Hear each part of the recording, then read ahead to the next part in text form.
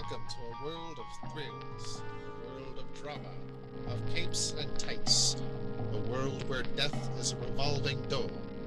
Welcome to the Geek Matrix.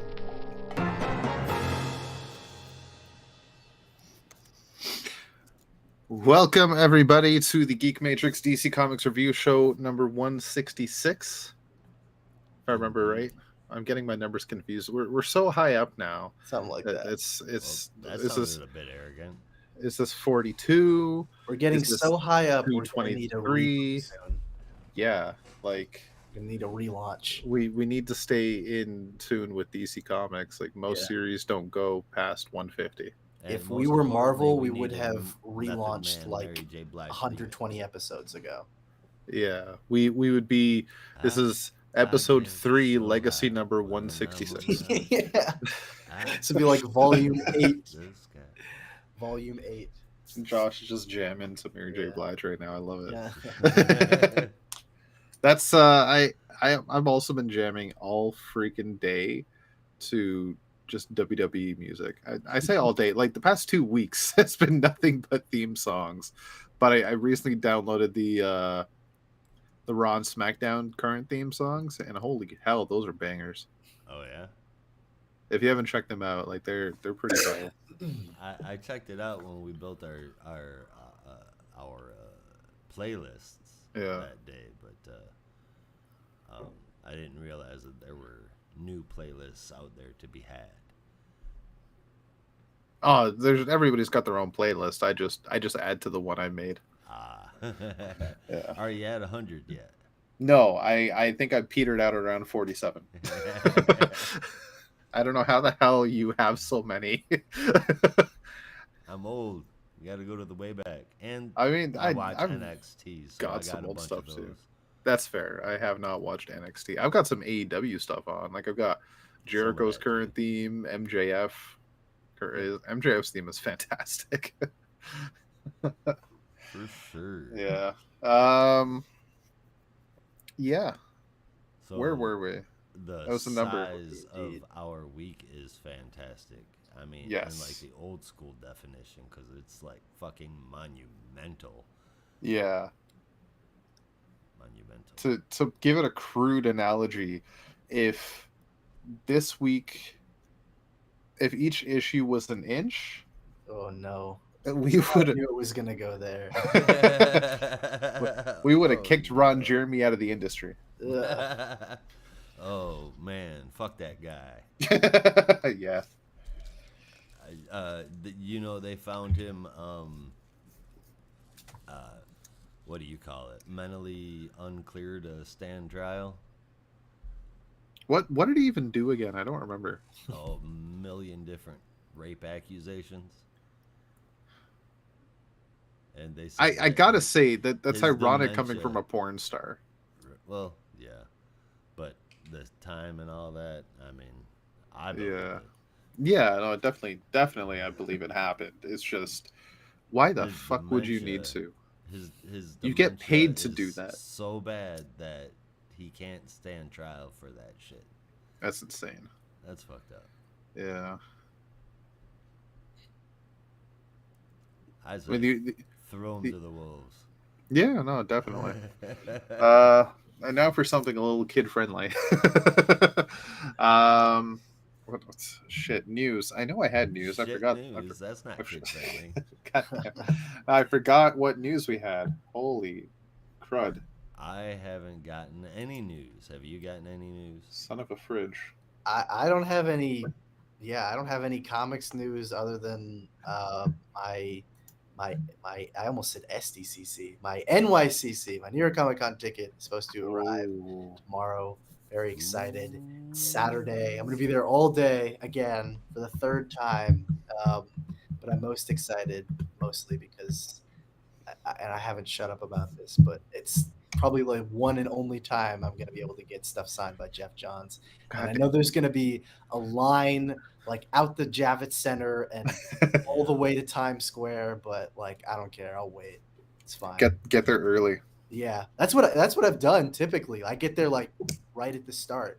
Mhm. That's how I got like signatures from Josh Williamson. There was no one there. Yeah. I just walked right up. He was like, it was actually kind of funny. I think he just got there, and I was like the first person there. I was like, all right, There we go. you know what I'm here for. You got Yeah. your pen out, man. I got one for you. Yeah. I felt bad because it's like 10:30 in the morning, so I'm sure they were like, Wait, hungover. that's when it opens? Yeah, no, it's a little late. So because like they don't actually open the actual center till like 10 o'clock, but I don't think Oh, Artist yeah. Alley opens till 10:30. Oh, okay. Yeah, and I was right there. I was like, you already know. Yeah. This is what I am here for. I don't play around. Give me the signature. Like I'll be here at 10:30 on the dot if necessary. Yeah. But yeah, no, I'm excited to go again. It's always a good time. I am jealous. New York Comic Con and San Diego Comic Con are two of my bucket list items. Oh man, I so hope you can come to at least one, preferably Yeah. New York. It, No bias, but well, it's a hell of a lot closer for me. yeah. Yeah, well, I mean, I would say so. Yeah. Like a whole country closer. I only wish like Toronto Comic Con was actually worth anything. You think it would be? I feel like isn't Toronto kind of a? Actually, I don't know what I'm talking about. You'd Don't think it's don't listen to me. I don't know if Toronto is a city or not. I was just gonna guess. it's I want to say, and I could be wrong here. I think it's the biggest city in the country. Okay. It's the capital of Ontario. Hmm. It's a central hub for not only commerce, where there's a stock exchange here for crying out loud, but one of the biggest and most known airports in the world is here. Most known for bad reasons. But And still, just- most known. Yeah. When it comes to comic conventions, Fan Expo is bigger than Toronto Comic Con. Mhm. And almost nobody goes to Toronto Comic Con. I've never even been to Toronto Comic Con. They figure there's no reason because of Fan Expo. It's got to be that. Maybe. It's got to be. But even Fan Expo isn't even as good as it used to be. Like DC and Marvel don't show up anymore. Wow. Yeah. Yeah. Yes. Surprising. I mean, It's I kinda assume they come wild. to Fan Expo, but No, they don't go to Fan Expo. oh really? Whoa. They Oh, stopped wow. going years ago. Yeah. Oh, huh. Like that was Weird. two of my favorite things to do every year at Fan Expo was go to their panels, and then they Yeah, stopped doing the panels. They don't have a Huh. booth, and just they have creators go to Artist Alley, and that's it. I wonder if they're trying to keep it, I don't know, landlocked in the States. Because I mean, I can't speak for it now, but like when I was at Fan Expo Boston, Yeah, 2019, I think, like they had DC and Marvel panels there. So that's I don't know. crazy. That's really weird. Which honestly kind of blows my mind about DC because there's a Warner Brothers head office for Canada I don't- in Toronto, yeah, not to like mention the down the shit ton of filming street that from they the do. convention center. Yeah, Well, you And there's a want bunch DC of- office in Toronto down the street from the convention center. I don't know what it is. We have so much to Like, we could send a bunch of interns if Yeah. you wanted. we have so much to owe, or so much that we owe to Canada, and yet it feels like they give them no love. I feel that. Why I had to go through back channels to get a freaking Sinestro Corps Batman figure. Todd McFarlane. Yeah, We're your Todd neighbor to the north where McFarlane. you wouldn't give us a cup of sugar if we asked. also he's from So isn't he Have from some fucking Calgary? sugar. Is That's he? messed up? Is he really? Yeah, he's like, well, I know he's Canadian. I just don't I remember didn't exactly even know that. where. But yeah, no, he was like, he went to some college. Son of a Yeah. bitch! Yeah, He's from Calgary. I remember because he was like, oh yeah, I used to play baseball, and like for the Maple Leafs or something like that. And I was like, oh, that's weird. I wouldn't have expected that. He 'Cause went he to has the this- Alberta University of the Arts. This son of a Yeah, because he has this whole story Son of where a- he's like, I didn't think anyone from Canada could work in comics. That's an American thing. And then I saw John Byrne, and I was like, oh, I can do it. But yeah, I guess maybe he's done. Does he even live in Canada anymore? Probably not. I doubt it. Yeah, that's tough. Nobody famous from Canada actually lives in Canada. That's so sad. Stephen Amell moved out. Justin Bieber moved out. Ryan Reynolds moved out. Todd McFarlane moved out.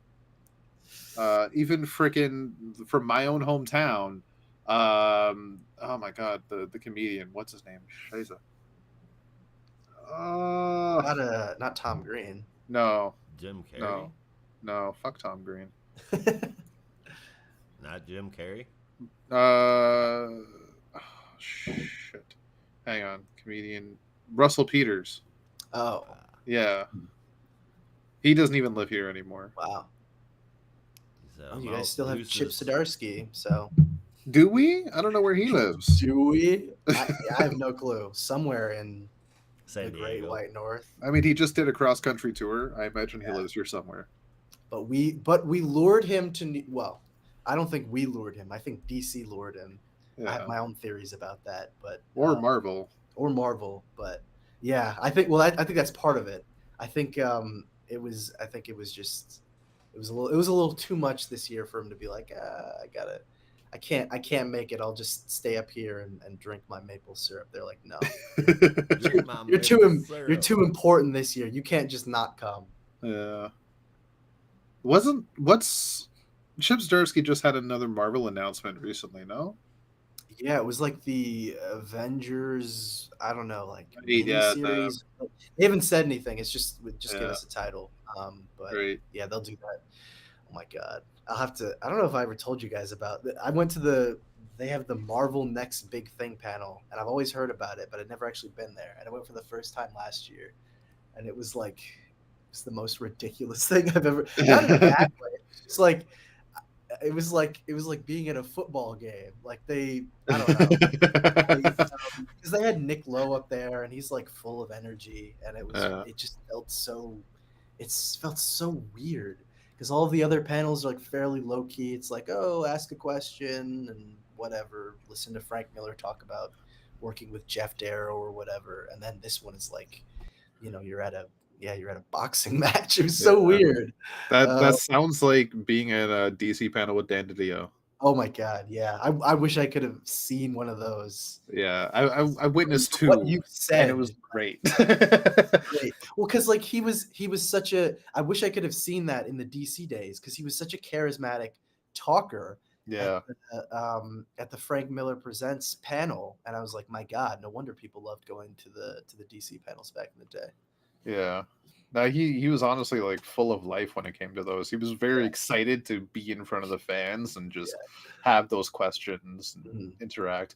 And even like all the creators, I've seen like online videos of panels and like transcripts of creators just joking around with each other, and DiDio was right there with them. Yeah. I think that might be my favorite part of the panels is seeing like them joke around with each other. Oh, no, it's great. No, Yeah. they had I forget which DC panel it was, but Mark Silvestri was talking about when he was doing Batman Joker Deadly Duo. And it was just nice seeing because Jim Lee was moderating the panel. Obviously, they're old friends, so it's like a bunch of old Image in jokes. It was fun. It's like living vicariously through two legends. Right. I love any panel where Tom King and Tom Taylor can just Oh my god, swap Well, name tags. Tom Taylor is apparently going to be like in New York this year because last year they like had a video. It was the weirdest thing during the Superman panel where they just like live streamed some pre-recorded video, but they're flying him out from the Outback this year, so we'll see how that goes. Right on. There was something recent. I don't remember what panel it was. San Diego already happened, right? Yeah. No, that was a couple months back. It might have been that then, where they had a DC panel there, and Tom King was either running late or he couldn't make the panel. Oh my So God. Tom Taylor stepped in, took his seat and just pretended to be Tom King for 2 minutes. It was great. Oh, man. But that was pretty good. Yeah. I don't know. I mean, Well, this whole joke is all because like King impression. Because I can't, like, I know how he talks. I'm having a hard time imagining someone. What's more important is Tom Taylor's impression of Tom King with his Aussie accent. Yeah. And trying to do a Tom King impression. Yeah. Really need to hear it. I remember, I'm sure you probably remember this vaguely, but there was like that time back when I was on Twitter where they like switched their icon. Yeah. And that was some classic teasing.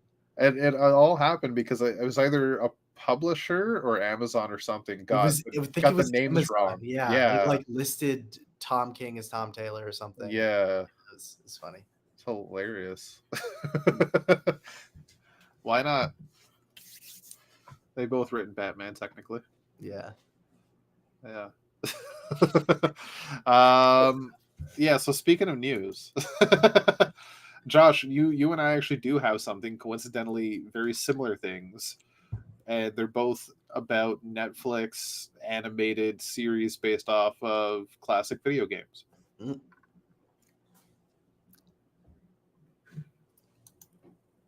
Is Josh still there? Is he muted? Oh, He I'm might be. muted. Oh, okay. Surprise, surprise.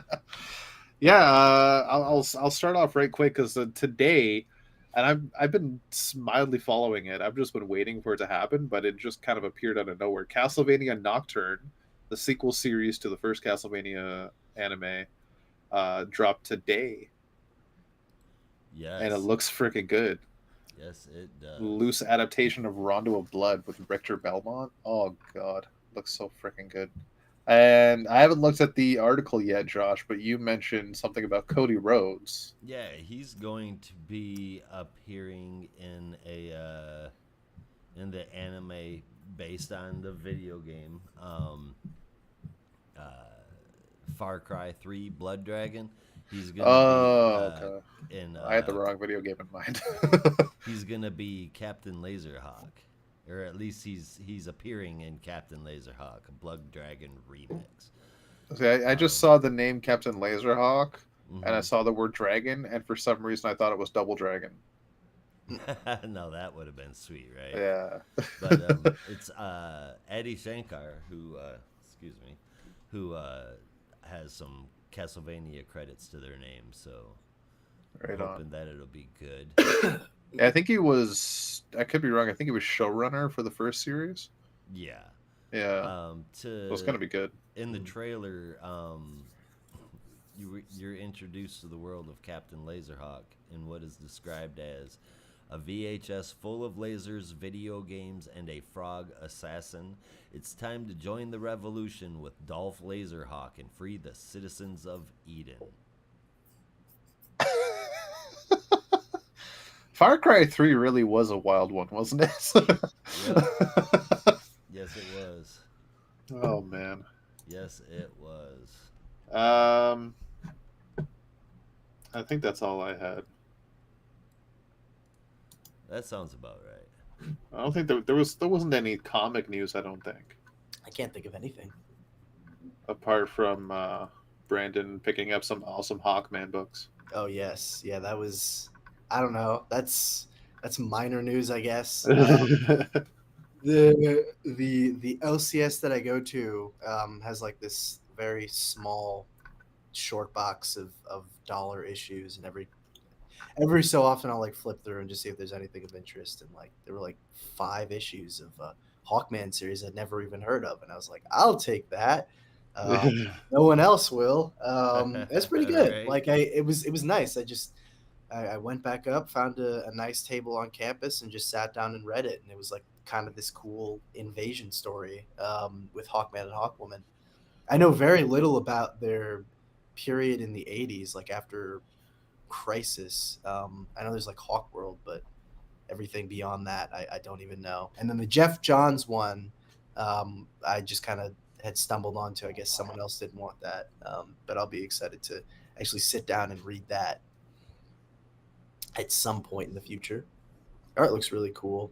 It's Josh, you remember Rags Morales, right? Oh God, you- yes. Read the Day of Judgment tie-ins. Yeah. He Yep, does the and art. he been in a lot of Yeah, other stuff. too. and Identity Crisis and Action Comics and all that stuff. But yeah, he did like the first 12 issues, and he does a really great job of like capturing the kind of classic look of Hawkman. Like I haven't got like all the context for the story, but if you just kind of flip through the art, it's really cool.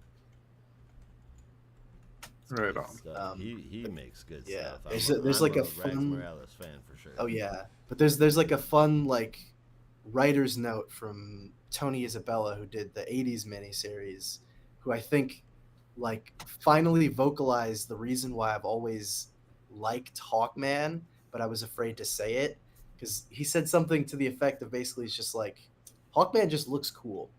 You don't really need more answers than that. Like, have there been a lot of great stories? It depends on who you ask. But like, from a aesthetic point of view, Hawkman is just a character that looks cool, and that's why people are gravitated towards him. And I was like, oh my god, I've known this, but I couldn't say it because I didn't want to be that guy. Yeah. You know what? Everybody's got to be that guy once in a while. Yeah, because you don't want to be the guy who's just like, I just like it because it looks cool. Because then you sound like really, I don't know, soulless. But I don't know. Sometimes you just have to be honest with yourself and say like, yeah, I'm reading this because Hawkman looks cool. Yeah. He uses his mace to beat the shit out of people. Am I wrong for that? Maybe. I don't know. He's Absolutely not. But honestly, to me, he's got the personality of a brick wall, so that's the only cool part about him. He flies and beats people up. That's yeah. But there's all that mystery. Well, he's sort of like, I don't know. His personality, at least in that series, is very much just like space cop / husband. Which is not bad, but right. it's not the most deep thing in the world. So He's one up on Hal Jordan, I can tell you that. yeah, no, at least he has a steady relationship. Yeah. It's not trying to be nosy, but I was watching you speak, as creepy as that sounds, and I noticed over your shoulder I see the Batman Superman logo, and I'm curious what that is. Oh, wait, which one? Are you talking about that one? Yeah. Oh wait, I think I've told you guys about this before, but hang on.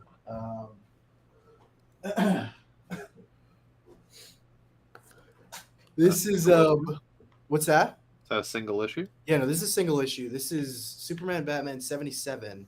Oh, okay. Years ago. Just because I don't even know what the full story was there, but I saw it and I was like, oh, Robin, Supergirl, yeah, totally. And then like years later, 2021, 2 years ago, I say that as if it was that long ago. I saw like when Williamson announced that he was writing Robin, he was like, Robin, fun fact, was like one of the first characters I ever wrote when I started working at DC, and he talked about this issue, and I like ran to my long box. I was like, holy shit, I didn't even know he read this. He wrote this. So I had it, and I was like, well, you know, if I ever get the chance to meet him and have him sign it, like, yeah, I'll totally bring this one. And I did, and this was it. And he right on. did a little, I think I might have sent it at some point, but a little sketch where he says "Soft Batman," which is a quote from the issue. It's a really fun issue. I would recommend checking it out. Right It's like on. a Halloween themed issue. Also, it's like early Damien, where he's really bratty, so it's very fun. He's That's giving the Kara best so stuff. much shit, and Kara's like, all the other Robins are so much better, and he's like, I'm the best Robin. It's great. It's a lot of fun. But anyway, that's to answer your question. That's Fair enough. Oh, that's awesome. Yeah, I gotta check that one out. I don't think I fell off on Superman Batman, so I gotta.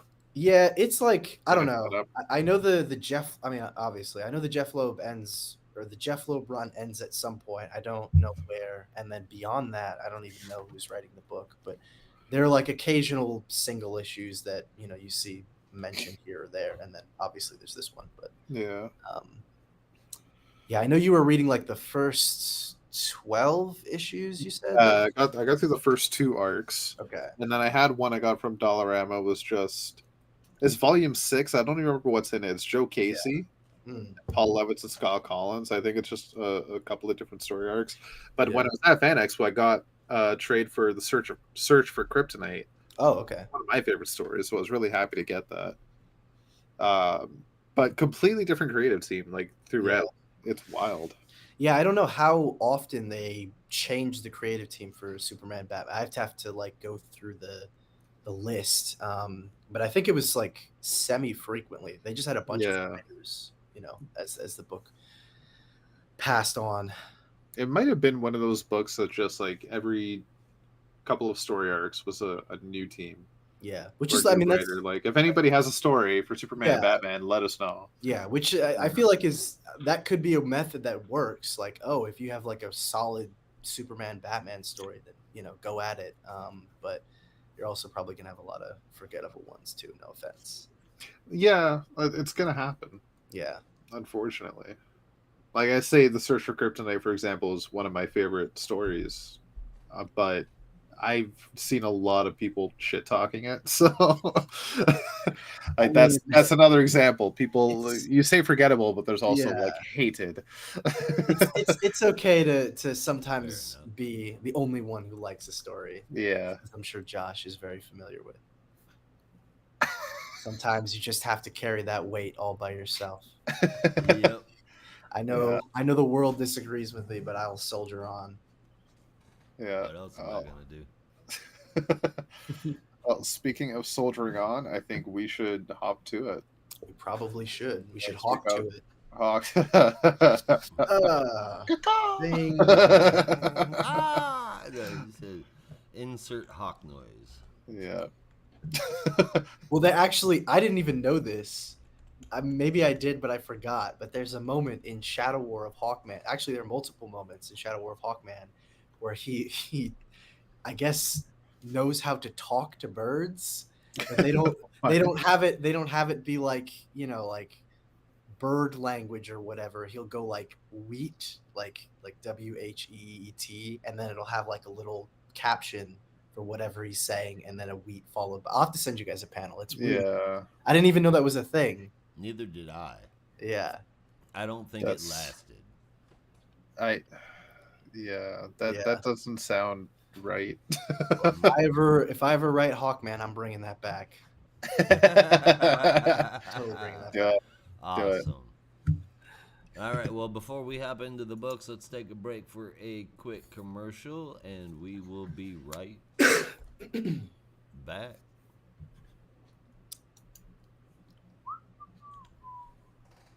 Yeah. Yeah. Yeah. I can't find that. That Hawkman. Gosh.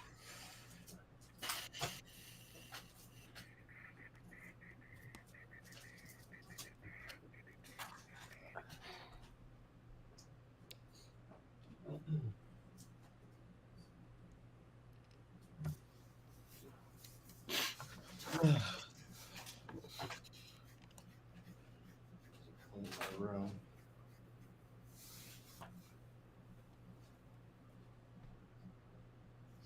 Just checking, neither of you are reading Power Rangers comics either, right?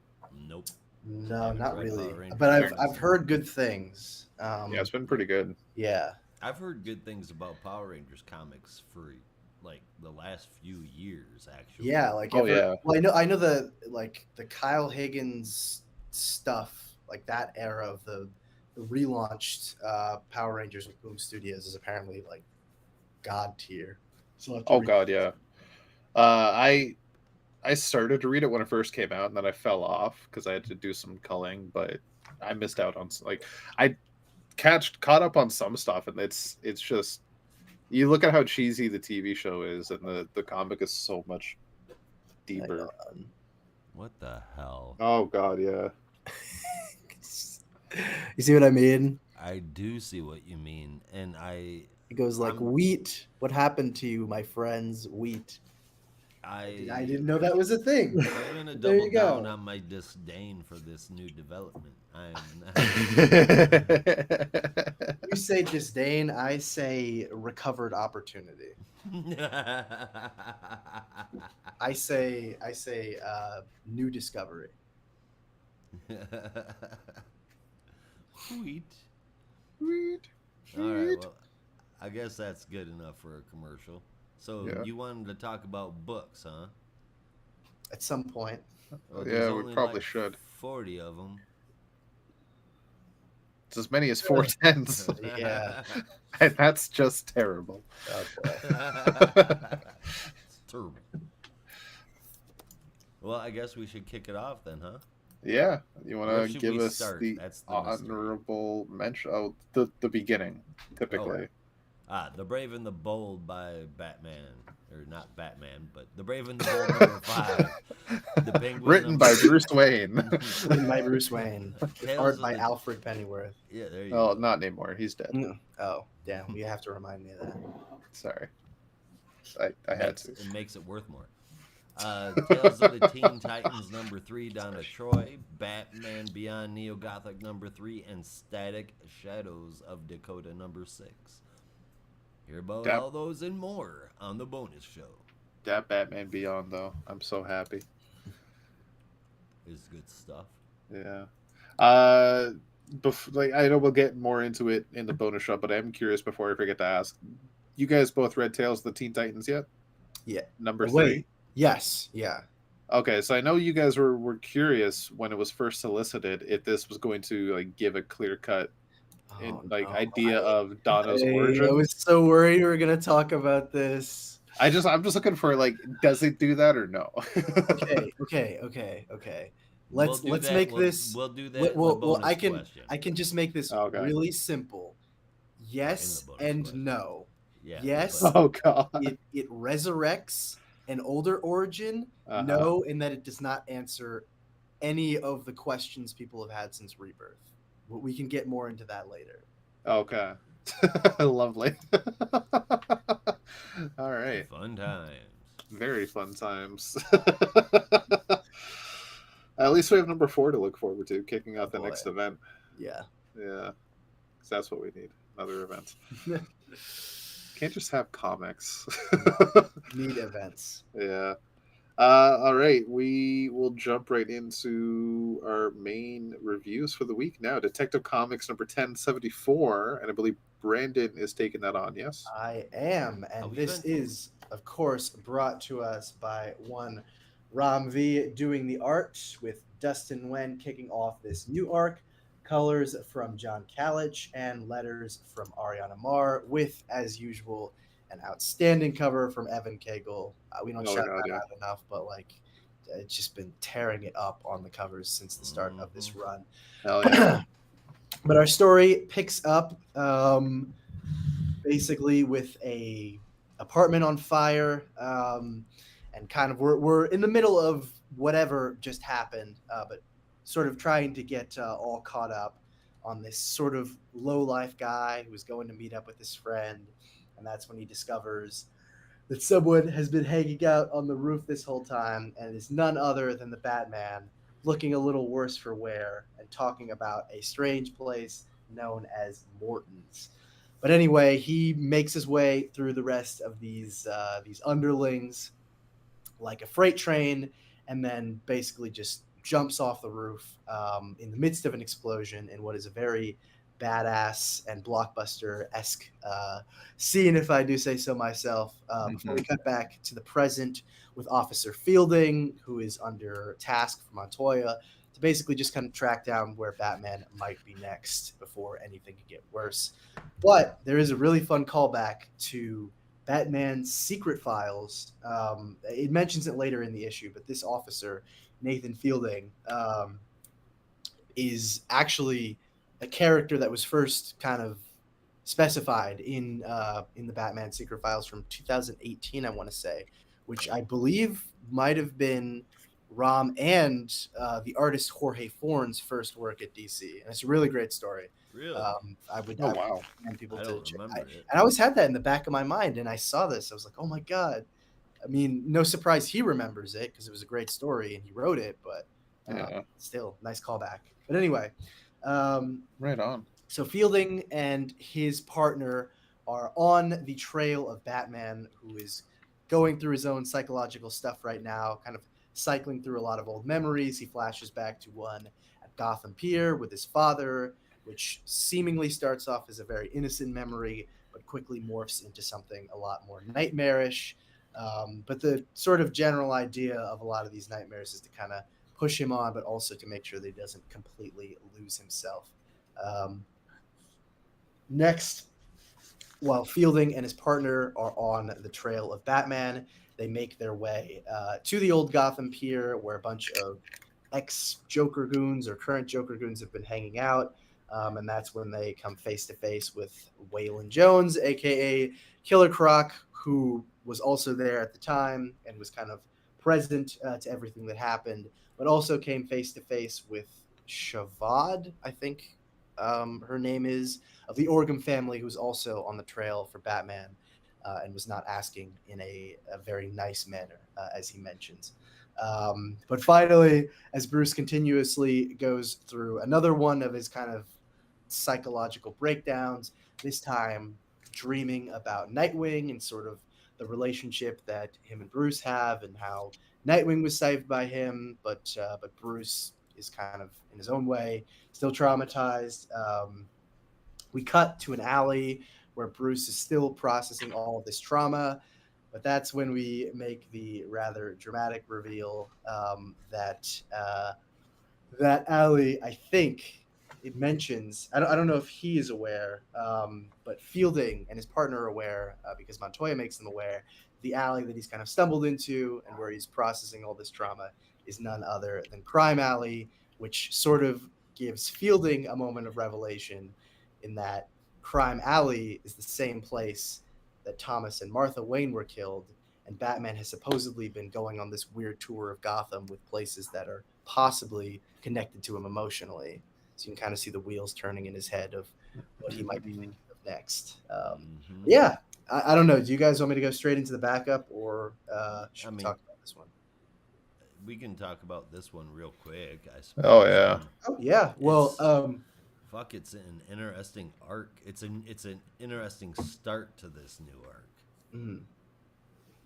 Yeah. Yeah, no, I don't know. I kind of came into this one with, I would say, fresher eyes, because we've really been hammering on this Orgum story for a while, and I know pacing has been a problem, and there have definitely been moments where it kind of felt like it was dragging. And this one also kind of slows things down, but I think in a much, I don't want to say better way, but certainly in a more understandable way. That's not the right Yeah. word. I don't have the right word. That's a good way to put it. That's But what I'm sort of getting at is, like, we're not pressing pause on the Orgum stuff. We're just kind of slowing down now that Batman's infected with the asthma, but he's also dealing with the demon bat and everything. Like, we're just gonna really focus on this for a little bit and then get back to that. And I know that feels like it's putting a pause in the story, and I would be a hypocrite if I didn't complain about this, where I've been complaining about Nightwing doing the same thing. But I think this one works because, I don't know, they've really been focusing on the Orgum story so much that this feels like a nice breather, whereas Nightwing doesn't know when Heartless wants to be a character or not. But we're not talking about Nightwing. We're talking about this. Anyway, I really dug this, and also it's just great seeing Dustin Nguyen. He's like such in my opinion, a classic Batman artist. I know, like, he hasn't been drawing Batman since the 80s or whatever, but like he's been drawing it for over 20 years. So for me, at least, he feels like such a nostalgic Batman artist, and it's nice to see him kind of ushering in this new arc as well. So yeah, no, I dug this first story, at least, and I gave it 8.5 out of 10. Right on. I 100% agree with everything that's been said. Like, I went into the story like, oh yeah, we're still doing those Orgum stuff, and oh god, we're gonna like have a little pause and just go through this asthma and Barbatos stuff, and then like the more I read, the more interested I got. So it's definitely a good issue. Figure it out. Fucking figure it out. Whoops.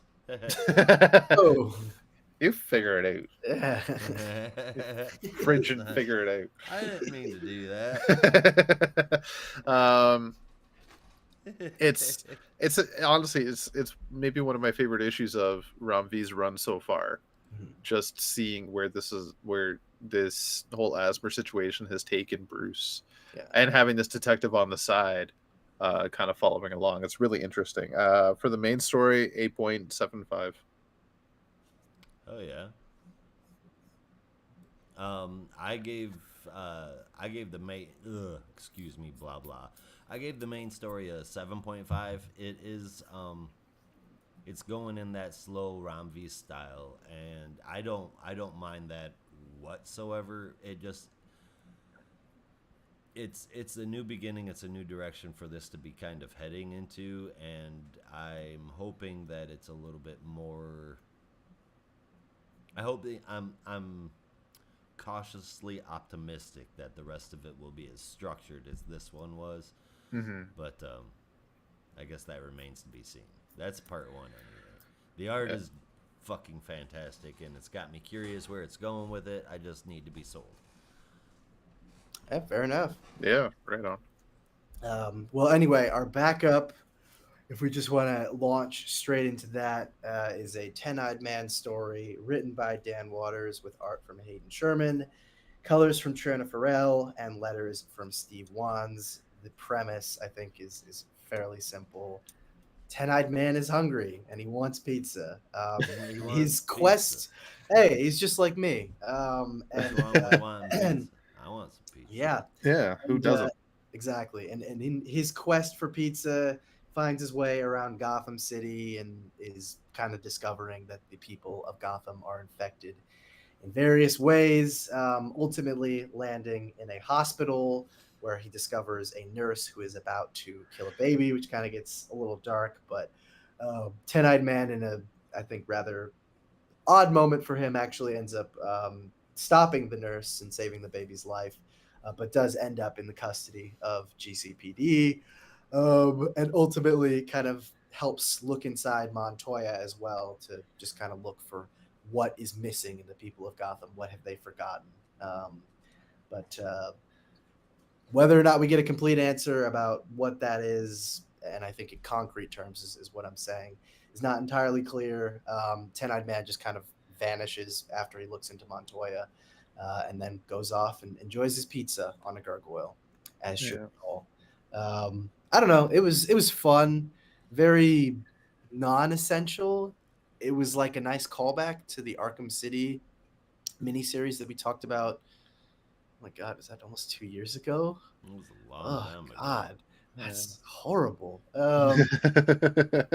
It's so old. But yeah, no, I won't say it's anything necessary. Like it's just kind of fun. If you like the character from Arkham City, or you just like a, I don't know, a reverent story about Ten-Eyed Man gallivanting through Gotham City, you'll probably have fun with this one. But honestly, like I read it and I was like, that's fine. So I gave the backup a 7.5. I see that's Art a is little really good though. it lifted the score up of the whole book for me a little bit. At the end of it, we see the Ten-Eyed Man crawl through the hole that he sees in the world and just fucking teleports out of that. So, I mean, I guess that settles it for once and for all that the Ten-Eyed Man isn't crazy, or at least not most. He's so insane that he's mostly not crazy. Does that make Right. this Well, trippy to character? him, everyone else is insane. So really, he's the most sane one out there. Yeah. That makes sense. Yeah, that leads into the next thing I was gonna say. This trippy character. If it's written like this, it's one I'm always gonna want to read. Ten-Eyed Man is the start of a good story, if that makes sense. Like you can work into anything just kicking it off with him. The possibilities of storytelling are fucking endless with his unique insight into the world around us. I think there's a shit ton more left to tell from him. Granted that I'm generally speaking not a fan of non-essential reading. I was surprised I liked it as much as I did, but again, Ten-Eyed Man stories are awesome. I gave this an 8.5, which rounded out the book to an 8. Personally, our scores are basically inverted. You gave the main a 7.5. I gave it an 8.5. I gave the backup a 7.5. You gave that an 8.5. It's weird. I did not get a chance to fully read this one because I only got to read Detective Comics on the way home today. It's been a busy week. So flipping through it, I did get a bit of a gist on what was going on. Seems really interesting. I can't score it because I like I said, didn't get to really deep dive into it. But it does seem very interesting. And Dan Waters with Ten-Eyed Man is like Matthew Rosenberg with Red Hood. He's got this arc throughout various books over many years, and it's interesting. That's Yeah, cool. he seems how like they're a running the character. Weird affinity for that character. Yeah, Well, I'm with you, Waters. I'm with you. Don't stop. Yeah. exactly. All right. So now we'll move on to Harley Quinn, number 32. This month has Wildin' been out. kind of fun. Just revisit, like, it feels like it's been so long since we've had these issues, and it's like We have been we're back. plagued with night terrors. Yeah, and Batman still has them apparently. This man can't win. He just keeps having nightmares. All right, so this is Harley Quinn number 32. This is brought to us by Teeny Howard writing with the scripts, and Sweeney Boo with art and colors, Steve Wands on letters, and a gorgeous cover yet again from Sweeney Boo.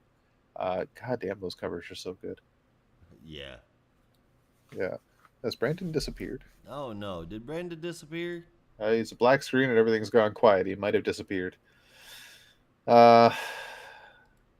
Hopefully he's out there. Out there somewhere. Yeah. In the great beyond.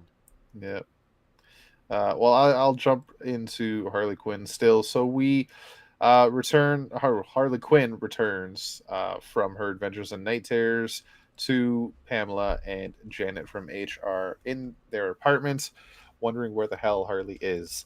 She comes home a little battered and bruised and really needs a shower or bath, as Ivy suggests. So Harley drags her into the bathtub with her, leaving Janet from HR with Bud and Lou standing in the hallway while the pair go off to have a wonderful night together. As they arise the next morning, Harley is in her professor's clothes off to teach her students after the fiasco that was the field trip to the Giant Typewriter Museum, which, again, fucking awesome museum. To get them prepped for finals. Yeah, but as she is doing that, she gets attacked by an OMAC, and not the classic 70s OMAC, an OMAC from Infinite Crisis. Never thought we'd see one of those again. Brother Eye OMAC. Yeah. Secret Batman satellite OMAC. Yeah. Brother's Eye. So this Brother Eye OMAC demands Harley comes with him to Earth 49, if I remember right. 48. Okay, where Lady Quirk is. I mean, it's on the page in front of me somewhere. You're right. It's Earth 48. And Harley says, I can't just leave my students, so the OMAC dragged the students with her, and they head to War World on Earth 48, where Lady Quark and her family resides. It is a utopia of a civilization with fully advanced, as we've seen before, but it also leaves a lasting effect on the students who use the knowledge that they find within to not only grow their brains to brainiac-sized proportions, but they're just like literal geniuses now. And they have a lot of fun with it, building shit as they go. Lady Quark, meanwhile, drags Harley away from them to talk about her multiversal adventures and trying to figure out where her powers manifested, down to the first time she grabbed through the multiverse to get the clownfish from Captain Carrot. And they have a hologram of her battle. Vorpalfish, thank you. It still looks like a clownfish. It looks like something the Joker would use. Yeah. Laughing fish. Yeah. That was it. Yeah. Yeah, that's what I meant to say, actually, was Jokerfish, not clownfish. Yeah. Clownfish is something. That's Nemo. Yeah, that's like, it's an actual thing. Yeah. As I was saying, I was like, this doesn't sound right, but I don't know what else it's called. Yeah.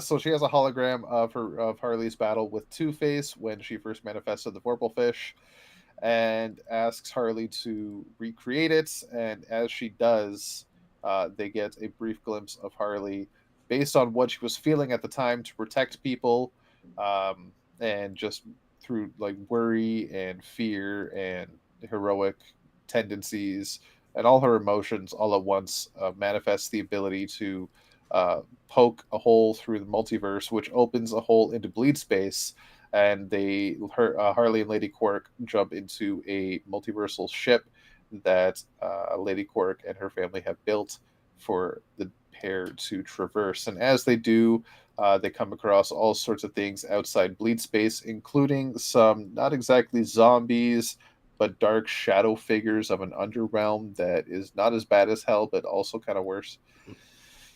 They follow the pair back to Earth 48 on Warworld, and Harley and the students, mostly the students. Harley does try to do some fighting, but trying to protect the students end up using their advanced knowledge and the new building they've constructed using an energy overflow vent to blast away all these shadow figures. The residents of Warworld are very grateful for the students' success and send them back. Supposedly without the advanced knowledge, but we'll see because their bodies were forever changed. So we'll see what happens. Harley is now on her way back to the apartments. It's now late at night. Class is long over, and she got some snacks because she just wants to curl up in a ball and eat some junk food.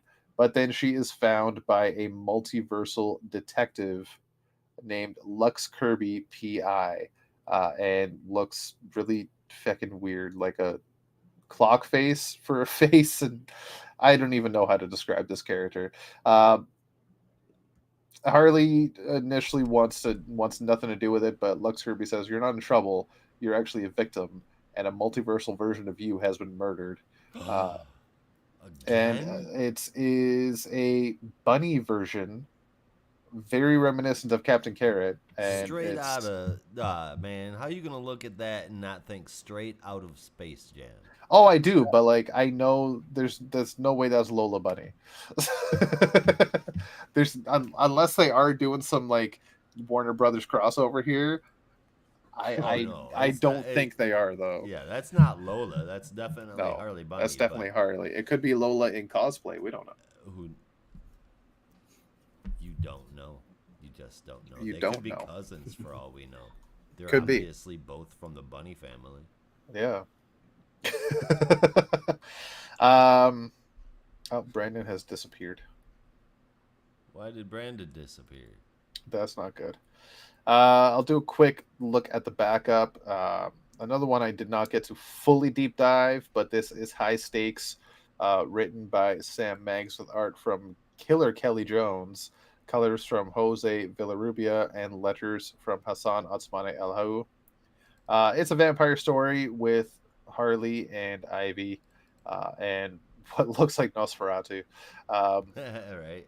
Yeah, and it's well, oh shit! I just realized maybe it's Joker. I was so fixated on the fact that it looks like Nosferatu that I didn't even catch the smile until just now.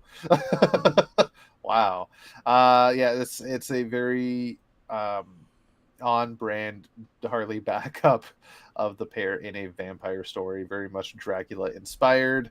Very interesting. The art, Kelly Jones, just fantastic. You can't go wrong. If you're reading Harley Quinn, definitely check out this backup. It is pretty awesome. Yeah, so that is Harley Quinn. A lot of fun still. Like, I'm still loving this new direction. I would still want to say new creative team, but because it feels like so long, but it hasn't really. I think it was issue 28.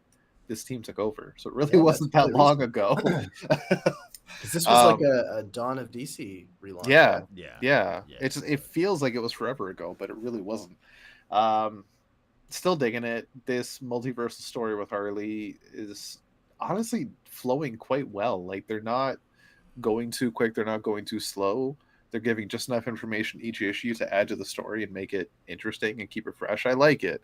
And the art's really good. Sweeney Boo, as we all agree, rocks. Whoa. Yeah. As Josh once said, Sweeney Boo-tastic. Sweeney Boo-tastic. Yeah. And as I mentioned, the backup is amazing, if only for Kelly Jones art. God damn, I can't believe they got Kelly Jones to do that. It's so good. This issue 8.75 again. Yeah, dude, this I gotta book say was nuts, but I am glad to see the story finally taken off. Yeah. The whole thing that's been happening, it's been happening at Well, I mean, I guess like at a Harley's pace, meaning Yeah, speed up, slow down, speed up, do it again. unpredictable as it usually goes. Very yeah. much so. But and this is pretty serious for a Harley story too, repercussions wise, not like tone wise. I like it. It's weird, but I like it. And of course, like we just said, Sweeney Boo is a chef's kiss for the eyes. Yeah, The backups that are the dreams, strange, just weird, but also not bad, enjoyable at least. The art as well. Whole book, I gave it a 7.5 out of 10. Good stuff. Yeah, same. Oh no, I was just gonna say same score for me. Honestly, like it. I don't know. There are a couple of points where I felt like it was a little too fast to the point where I just felt like I couldn't latch on to anything. But it's still fun. It's still very innocent, and it's keeping me reading. So that's good enough. Yep. But yeah, that backup of Kelly Jones. Oh, so Right. good, Good man. stuff. Oh man. speaking of So chef's yeah, kiss.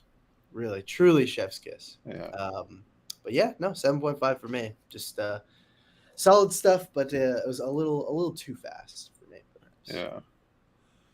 Almost feels like they hit the ground running with this one right Yeah. out of Night Terrors, and almost like they just wanted to catch up a bit, but it's kind of weird because they don't need to catch up. Yeah. Well, I mean, like, admittedly, I knew all the multiverse stuff was going on, but it felt like it had been so long ago, I wasn't thinking about it, and it was like right back in, and like within 5 pages, like OMAC, and I'm like, oh, okay, all What? right, cool, and then Lady Quark, and it was a lot. Yeah. Uh, Hey, fair enough. Now we'll jump into Spirit World number 5, brought to us by Brandon. All right, Spirit World number 5, written, of course, by Alyssa Wong, with art from, I think it's Haining. Josh has been doing most of the summaries, so I don't have all the pronunciations, but I think that's right. Colors from Sebastian Chang and letters from Steve Wands. This issue picks up where the last one left off with a possessed Constantine and Cassandra Cain. Although before that, we have a little prelude with the Jade Court. We're kind of watching all the madness go down. But anyway, Xanthi is sort of face to face with what they call, the best sorcerer, one of the best hand-to-hand combat fighters within the universe. So naturally, they're a little freaked out about having to fight these two. But thankfully, they're fairly resourceful, and are able to kind of create this circle that is able to allow both Cass and Constantine to assert their own autonomy and authority. But also, they kind of reveal that the reason that Cass and Constantine did not completely lose their personalities when they were being possessed was because they have tethers to the human world, and so that kind of grounds their personalities even in the spirit world. Those others are people that remember them, right? Yes, That's people what that it says. remember and love them. Yeah, that Yeah. remember them more than it says like beyond that they love you and care about you. So obviously that tether is what's keeping them there.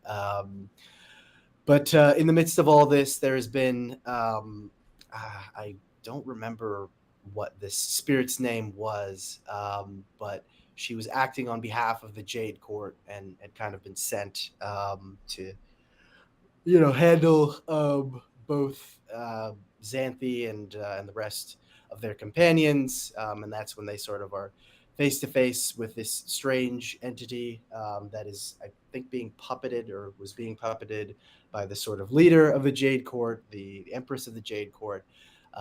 But the Golden Warrior is kind of becoming impatient with this, and so ends up making his way from the Jade Court to face them head on, and does so. So Xanthi, Constantine, and Cass, in the midst of this battle with both the strange demonic entity and also this Golden Warrior, are sort of helping to fight off both of these representatives of the Jade Court, and Xanthi is able to kind of siphon off some of the energy from both Cass and Constantine, in order to help them in their fight. But that's when they reveal that this has all sort of been one larger plan of the Jade Court to bring everyone here and to inevitably open the door between the spirit world and our world, to, presumably unleash chaos. Fucking jerks. Yeah, agreed. Very much a penultimate issue, but a very well done penultimate issue. Honestly, the whole series has been like that. Yeah, I don't know. I feel like I don't have all that much to say other than it just kind of keeps this very consistent quality, and really just manages to keep things exciting, even with issue 5. So as sad as I will be to see this book go, I will be happy if it goes out on a high note, and hopefully Xanthi, as well as some of the other characters we've met in the spirit worlds, like Popo and everyone else, will be around in some form in the magical corner of the universe. So yeah, it's just a really solid book. Like, I feel like I've been saying that since issue 1, and honestly, I still feel that way. So it's impressive, really. So I gave this an 8.25 out of 10. I can agree wholeheartedly. 8.25 as well. It's been a solid run. I think everything from the We Are Legends line has been just hit after hit. So it's great to see a banner have like such great books under it. Spirit World might actually be my favorite. It's so full of lore and history, and great character work. And this issue is no different. It's getting up to the final issue, like Brandon said, and it promises so far right now to be a hell of an ending. Yeah, really well done. The art's fantastic. God damn, I can't sing the praises for this book enough. Yep. So break out another story and give us another 6 issues. Exactly. Yeah. No, I'm down for a season 2. Hell yeah. The magic story in this book is wicked cool. The magic that is the story is wicked cool.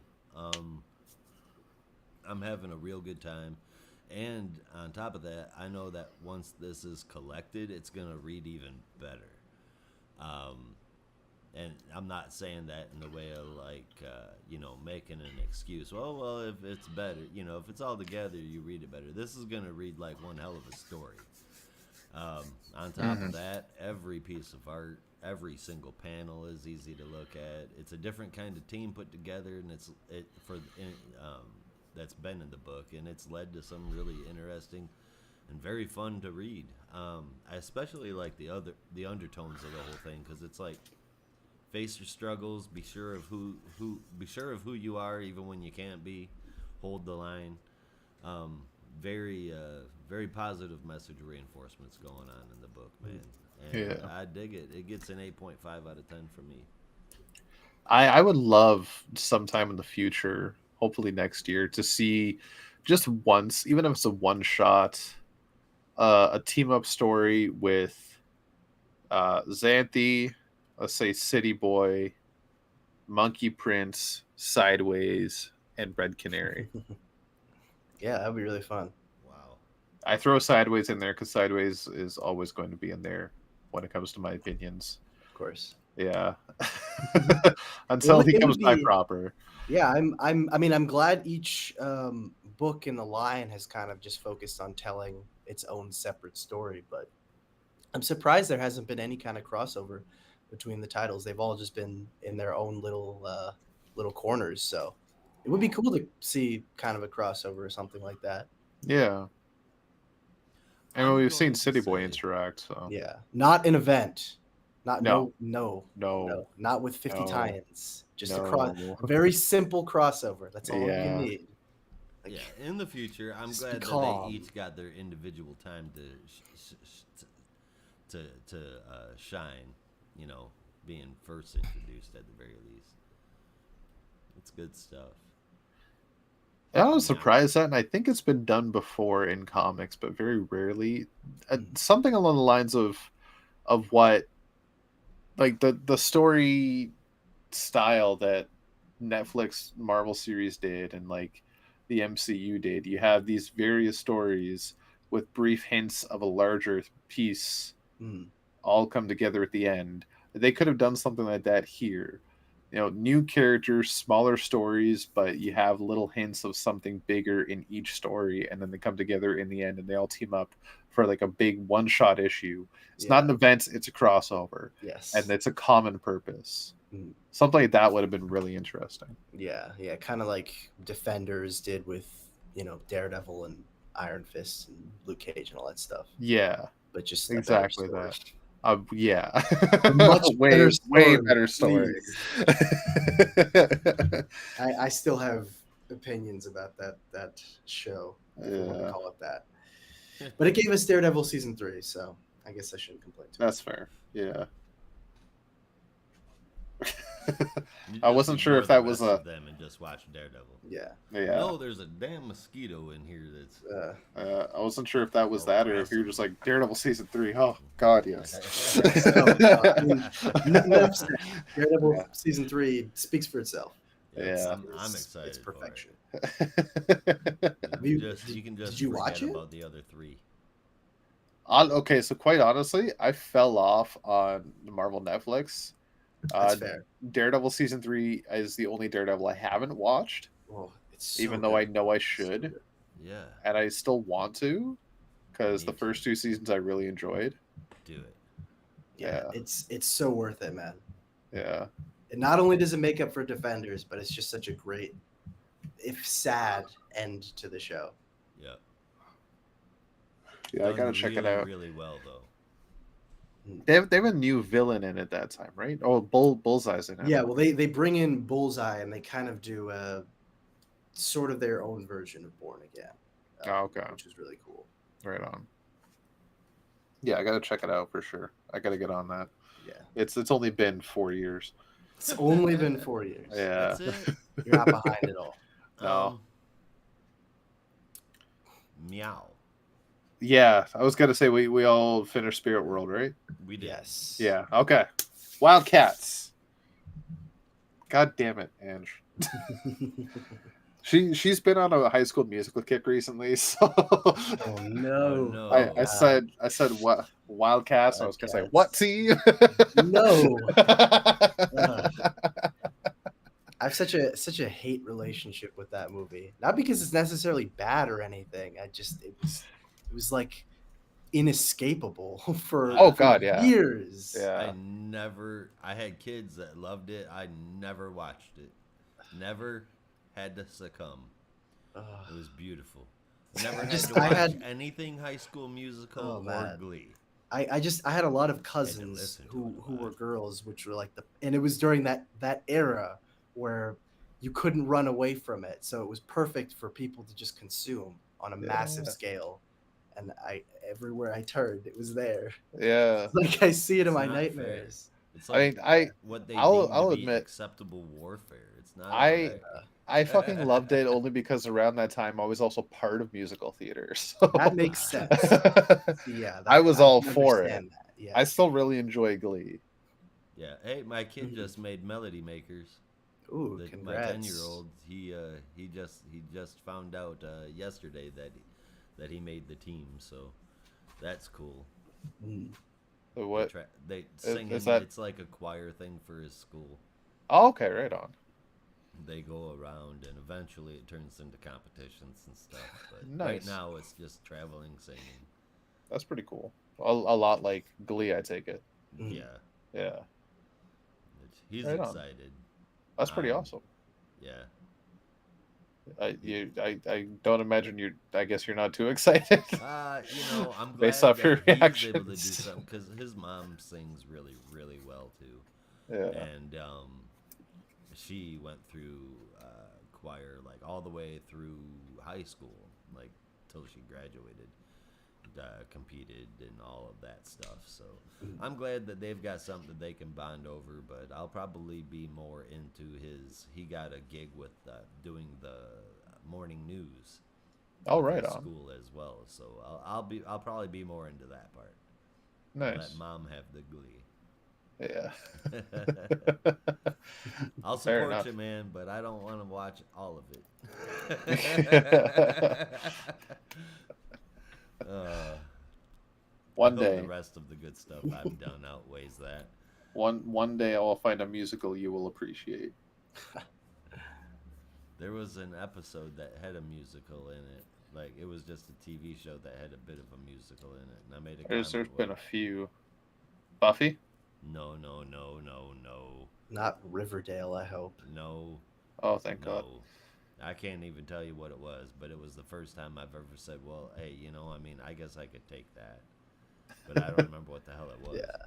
And the Buffy musical episode is, to this day, one of my favorites. That's horrible. What do you See, mean it's horrible? Ooh, That's horrible. You're horrible. harsh. Take a vampire show and turn it in and have it do a musical. It makes no sense.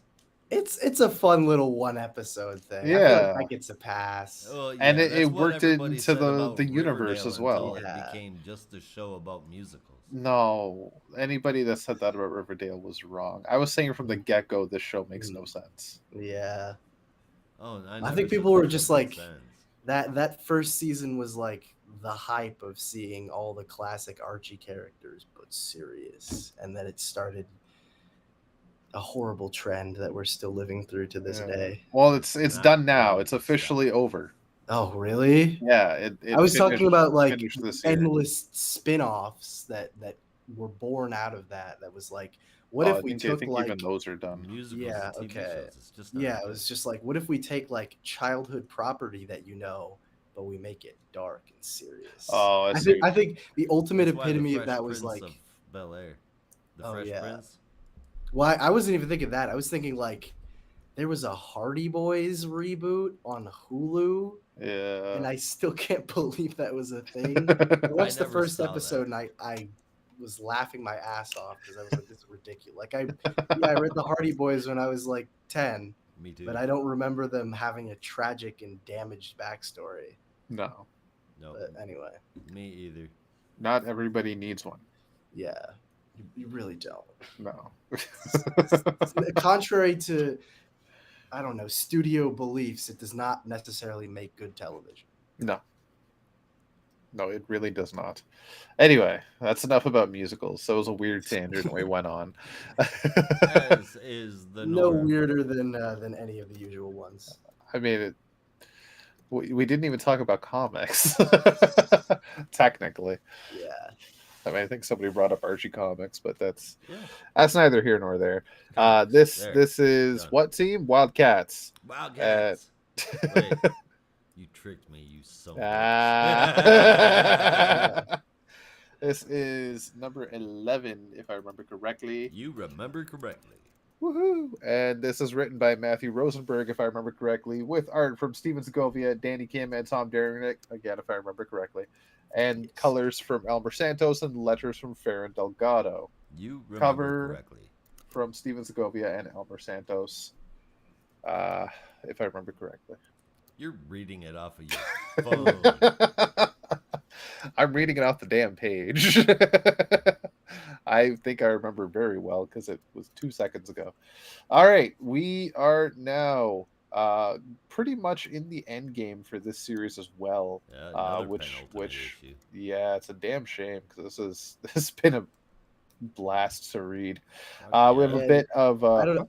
I was just like, the tragedy is, when are we ever gonna get another Wildcats book? Like real You talk. know? It's gonna be a while, so might as well enjoy these last 2 issues while we can. and if Anyway, if we ever do get another Wildcats, is it going to be as fun? I don't know. We'll see. Matthew Rosenberg clearly appreciates and loves these characters. Hmm. It's hard to see if anybody else will have the same effect, but I guess we'll see one day, Doesn't maybe in the mean he future. won't Maybe. come back and do it. God mean, damn, I look at hope Waters so. With the 10-eyed man, he always comes back. That's true. Mm. Excuse me. All right, so we're opening on a press conference from Halo and in Star City of all places. You know, shut the front door, you son of a businessman. Some clean cursing for you. Oh my goodness, Robin Sparkles. We're going to the mall. Like, what are we doing? Uh, Passing around sandwiches. you- where do these "How I Met Your Mother" riffs come from? I don't This is know. very, very fucking random. You're welcome. All right. God damn, that was good. All right, so Halo press conference about the Spartan robots, robots, right? Yeah, Something like androids, that. basically. Yeah, androids. Being the new face of the company and being heroes to the world, and then they get bombarded with various questions that are very questionable, like were these robots in this war zone recently? Where's Jacob Marlowe? Various other things, and they cut it short as Jacob Marlowe in whatever hole what could be. That is the name of the mansion he is in, apparently, that he owns, where he's watching this press conference and just having a good old laugh about it. The rest of the Wildcats are there with him, swimming by the pool. Really lends a lot of questions for me about Lady Tron, but hopefully she's waterproof. I'm assuming.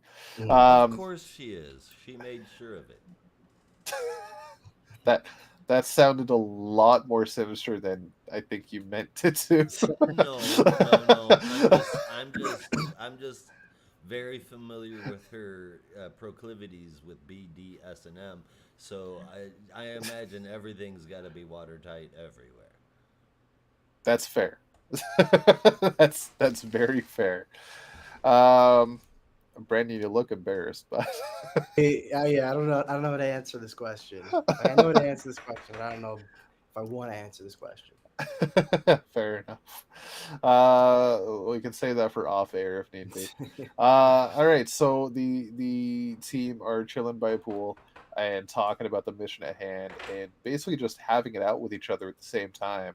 Down to Cole and Marlowe, basically just ready to have at it. But they get stopped, and everybody decides to smarten up and just get ready for the mission at hand. And that is to infiltrate the Halo building and figure out what the hell to do next. Before that happens, Cole and Xana have a brief repose together. Feelings are revealed, and they have a bit of a moment without clothes.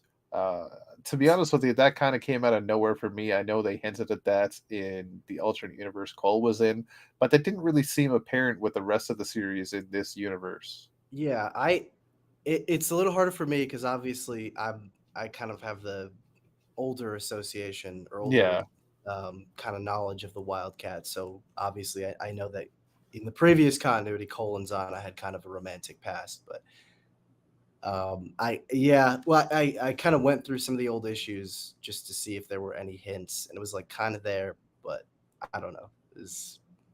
I agree with you. It did kind of just appear.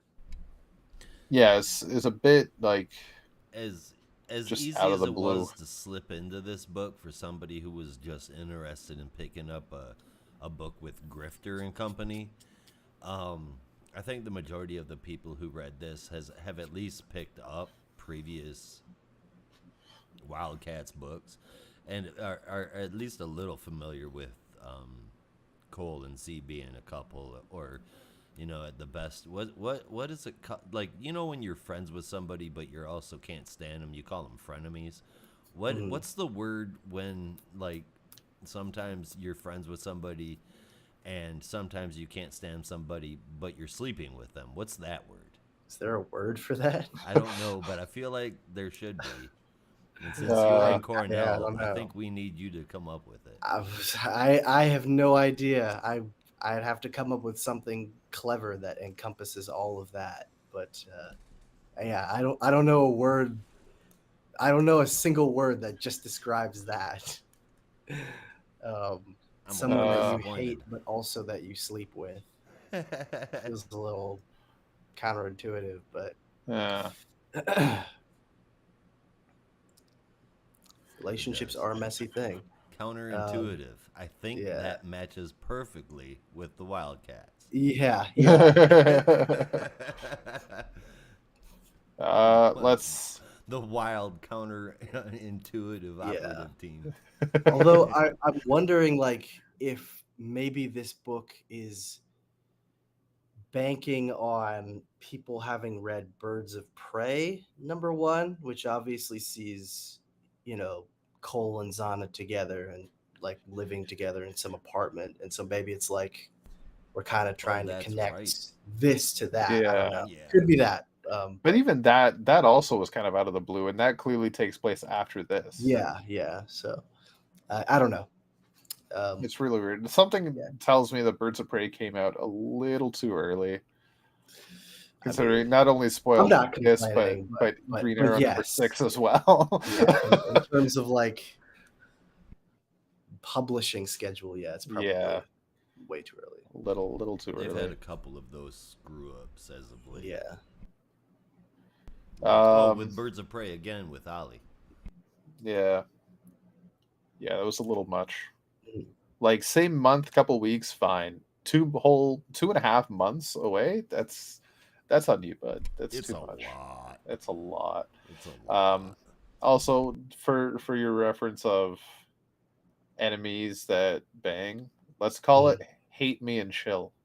Hate Me and Chill. Hate Me and Chill. I like There it. you go. I like it a lot. There we go. Good. I want to say, speaking of Hate Me and Chill, but I don't know if it fits. Following Xana and Cole getting frisky, outside the door is Lady Tron. Yeah. Just listening closely, trying to find the Implies. right moment to insert herself. Just And then Caitlin walks by and he's like, "Go away, little kid. This isn't for you." That was fantastic. Yeah, I'm spilling the beans right now. That's my favorite moment of the week. I was reading this on the bus. I nearly burst out laughing. Like, of course she is. So that also is where Caitlin asks for a new earpiece because she said she lost it during the last mission when they were fighting Batman and company. And then we cut to Batman and Company, where Dinah, Roy, and Bruce in Roy's apartment are trying to figure out how to break into this earpiece. I guess jailbreak the earpiece and reverse engineer to figure out either communication arrays or locations where they can find the Wildcats and other people. And as Roy goes to take a look, Caitlin hops on the earpiece, prompting Roy to think he's the one that fixed it, but he wasn't. It was just Caitlin being Caitlin. She comes to Batman with a plan. She has a plan. She doesn't tell Batman the plan, but asks to meet where Elias Park is at 1 a.m. And this is where the 7 soldiers are also there, oddly enough, also looking for Caitlin, where Bruce, Roy, Dinah, and also Martian Manhunter arrive to also find Caitlin. And the two teams shows up. Yeah, I mean, he was in the last issue. He just, I guess they were like, "Hey, John." He wasn't. Yeah, we need backup. Yeah. Want to help? Yeah. The two teams square off as Caitlin runs away, and this is where I'm a little confused, but we'll get into that. It wasn't really Caitlin. I don't know. We'll have to talk about that because I'm very confused about that part. But this was the distraction necessary for the Wildcats team to infiltrate the Halo building, and they do from 2 fronts. But they are found almost instantly by holy crap! I'm blanking on her name. That's the Void, right? Yes. Okay, I was getting that right. So the Void finds them almost right away and sends a whole bunch of Spartan androids straight to them, to both teams. Actually, no, to one team. The other, Cole's team is being fought by. I'm going to need you guys to fill in those blanks because I'm kind of blanking on all the names. I see some Court of Owls characters, but the guy with the long green ponytail and the sharp claws. Warblade. Warblade. There's multiple Warblades? There's multiple Warblades, which I don't understand. Yeah, that was kind of weird. I mean, or it also could be like a perspective thing where he's in between leaping or something. I don't know. But could be. Yeah. Yeah, so they're now ambushed what from their own ambush, and this is where the issue ends to be concluded. Uh great. So right away I just want to ask you guys about that moment where the heroes see Caitlyn running off into the woods while our heroes go up against seven soldiers, Mhm. and then some guy pops up from behind the tree in Caitlyn's clothes and a Caitlyn looking wig. Who the hell is that guy? I have no idea. I wanted to go to uh what is it, to League of Comic Geeks to see if maybe that was one of the characters listed in the credits, but I haven't checked that out yet. I just Yeah. assumed it was like some agent working for Lynch, but Okay. it didn't Could mention be. anyone specifically. Could be. Yeah, that's the only part I was confused about. I was Yeah. hoping you guys might be able to provide some insight, but I kind of feel relieved that I'm not the only one confused. No, yeah, I don't know who that is either. Yeah. I mean, considering it says Lynch, you miserable fuck, do you copy? I can only assume that it's somebody of note in this Yeah. series, unless everybody that works for Lynch calls him a miserable fuck. I don't know. I mean, I remember, I feel like I saw somewhere that like they were they had either teased the idea or they were going to include Holden Carver from Sleeper in this series, and I was like, Oh. absolutely not. And there was a moment where I was like, maybe that's him, but I can't tell. It's the lighting in that particular panel is too dark. It's kind of hard to see. Like it looks Yeah. like it could be him, but it also looks like it could be any IO agent. So it's not really specific. I like there's this blue kind of energy over him, but Yeah, I'm not sure if that's energy or if that's just lighting from the night sky through the yeah. Who trees. knows? It's hard to tell. Yeah, Yeah, I took it as light, but Yeah, it's only coming from one direction, and you can kind of see the lighter colors of the blue around it. I think yeah, it's light anyway. yeah. yeah. It definitely does look that way, just light poking through the trees. Mhm. Uh, wait. Oh, hang on. Hang on to what? Oh, when's 1 minute? Okay, no, no, no. I was gonna say, what if it's Marlowe? Because it's got to be somebody short to be Caitlyn sized. Yeah. Oh, yeah, it could be. Maybe it is Marlowe. Like the hair looks a little more brown rather than gray, but maybe Yeah. it could be Marlowe. Who knows? I think I you're think you probably might be right. right. Size wise, that's Yeah. probably gives the most sense. I was Oh, just I thinking feel about that. stupid. Yeah. This person almost looks like a full grown adult. How does that make sense if Caitlyn's supposed to be short? But yeah, then I thought about it. They do have a short person on the team, so yeah, I do. that's okay. So it's Marlowe. That makes more sense now. But Yep. ultimately, though, art's fantastic. Story's very interesting. That panel with the void, holy hell, Yeah. that looks freaking awesome. Mhm. Especially with the red eyes behind her. This has been a heck of a book. I'm sad to see it go next issue, but at least we know the characters are not gone. Yeah. Yep. They're around somewhere. Yeah, we at least have Mhm. Xana for a little bit Mm. in Birds of Prey. So Oh yeah. we'll see. We'll see. I hope we have more Grifter eventually too. Oh, I'm sure we will. Definitely. I'll give this an 8.5. Solid issue, solid story. Like I said, the art's fantastic. You got three different artists. You can tell, excuse me, the differences between the parts, the pages, but none really look better than another. If that makes sense, right? Yeah. They all Couldn't be complement the better. story really well. Uh, yeah, 8.5, solid book. Yeah, this was probably my favorite one in a little while. We just kind of been jumping around with Grifter for a while and trying to figure out what's going on with the takeover of Halo, but this one didn't necessarily slow things down, but just kind of brought it to a head, which was like, okay, clear goal in sight. We're bringing down Halo in the next issue. Like, cool. And then also just like nice character moments and everything. So, yeah, this was just a really solid issue, and I hope the conclusion kind of brings it to a nice end. So yeah, 8.5 out of 10 for me. For sure. This Right is on. the penultimate issue done right. It's freaking gorgeous all the way through. Except for the switch in the art on the pages when they were in Roy's apartment. that was just a little bit off because it was such a different kind of art. But I mean, geez, the Void is back, or at least one of them is. Lines are getting blurred and defined at the same time. My biggest question is, what will the Wildcats look like, and who's going to be a member after this? And is Batman going to be cool by the end of the next issue? Well, we very nearly have like a classic Wildcats. We're only missing, Maul and Warblade, but they have like the original Spartan, John Colt. They have Voodoo finally in her classic-ish costume. Right. Obviously Grifter and Zealot. So it's like you're almost there. 2 more characters, and you'd have like the classic '90s Wildcats team. That would be cool, and it would be cool to see more being done with it. Until then, like I'm talking like the damn series is already over with because I'm so heartbroken that I've got one more issue left. But I'm happy to see Cole and Z together and the rest of the world on fire. That is a perfect Wildcats book. I fucking love it. 9 out of 10. Yeah.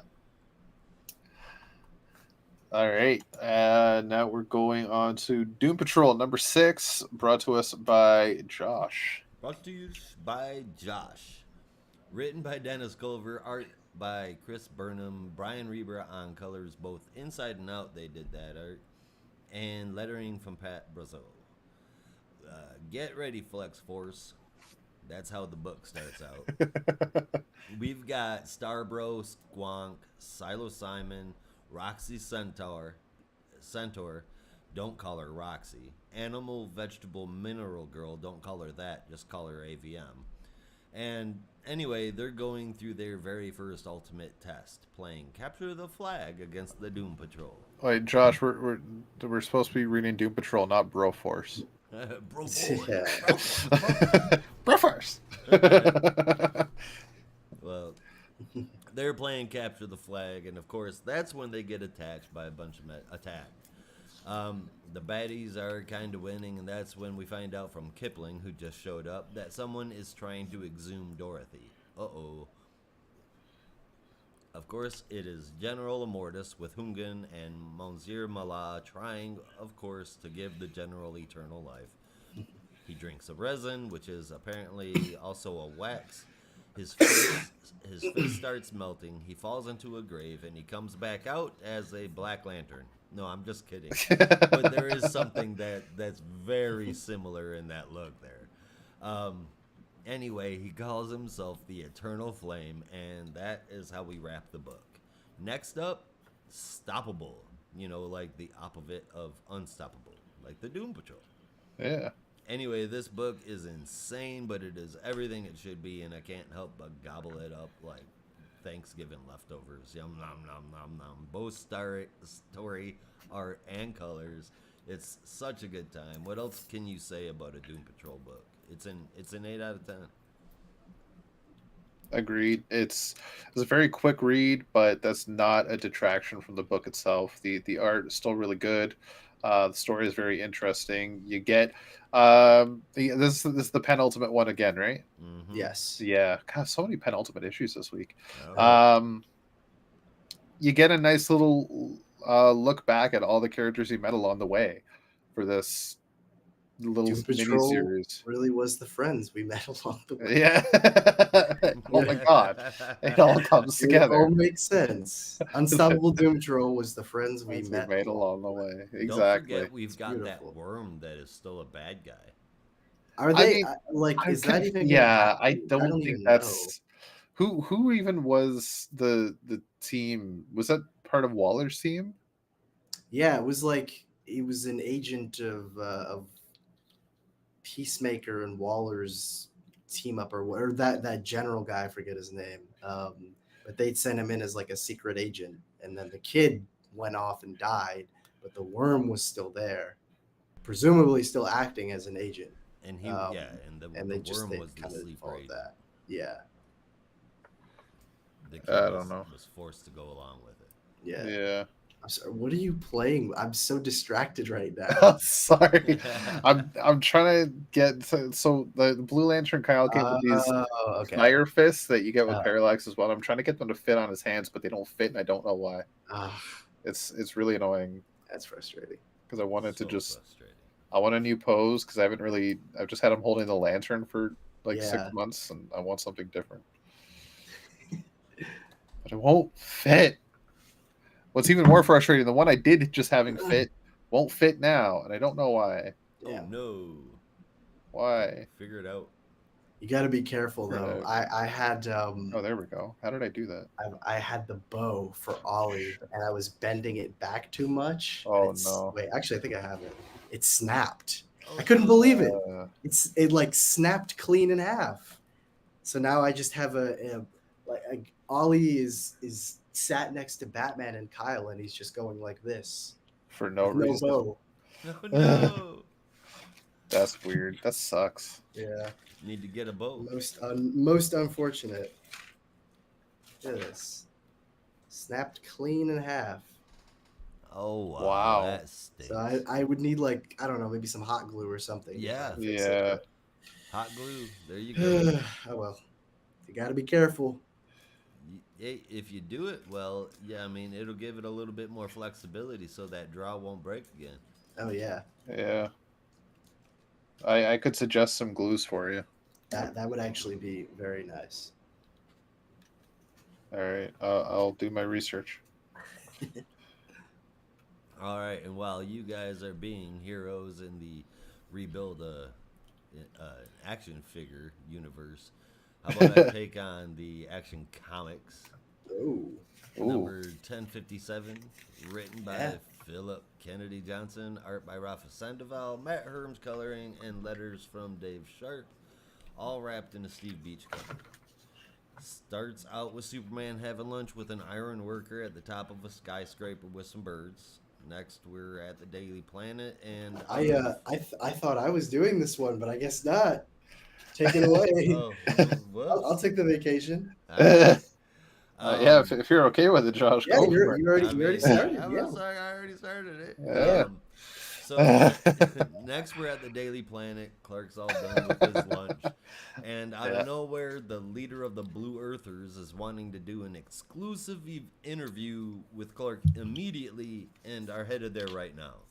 So Clark's doing the interviewing, and the leader of the Blue Earth movement is Nora Stone, an older teenager with a pretty cool-looking bracelet with a green rock in the middle. Superman doesn't get affected by it, though, so it's obviously not kryptonite. No.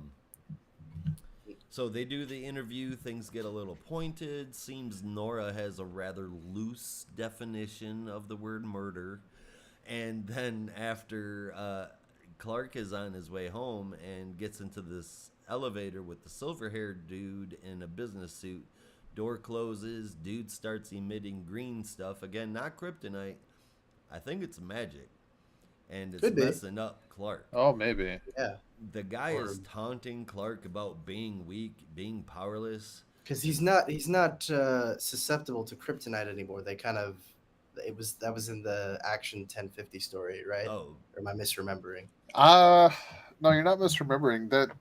That's a actually good point. I don't. Yeah, because I think when he fought Luthor in that issue, like I think Luthor had blasted him, or no, I don't. I could be I'll have to go through that again. He definitely But, like, blasted him. I don't know if it was kryptonite though. Because I remember he sent him away, and then he had like Yeah. basically like a boom tube power.